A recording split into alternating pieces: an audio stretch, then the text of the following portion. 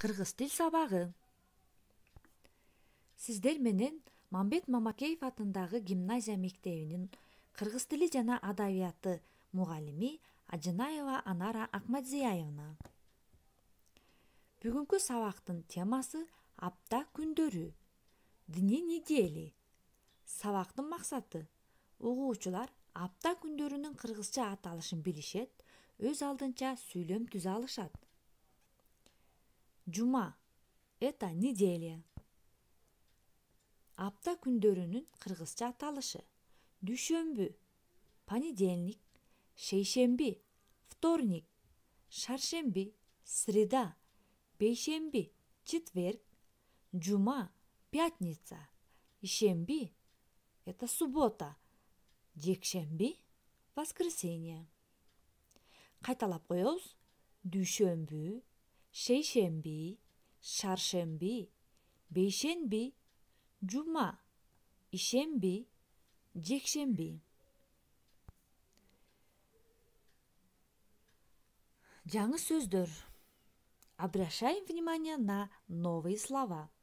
Бүгүн, сегодня, эртең, завтра, кечээ, вчера, бүрсү күнү, позавчера, быйыл, в этом году, былтыр, в прошлом году, биз, мы, сыналгы, телевизор.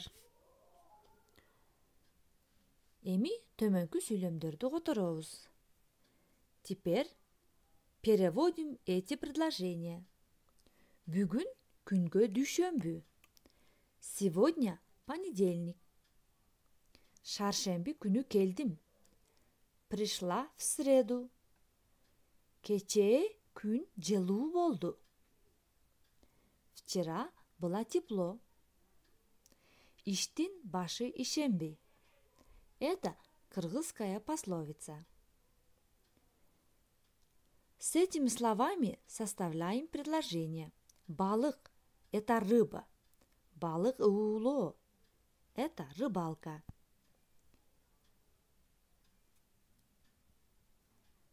Теперь составляем предложение. Туура, жекшембиде балык уулоого бардык. Биз жума күнү театрга барабыз. Бейшембиде сыналгыдан футбол көрөбүз. Демек, бүгүнкү биздин темабыз апта күндөрү. Көңүл бурганыңызга чоң рахмат. Саламатта калгыла.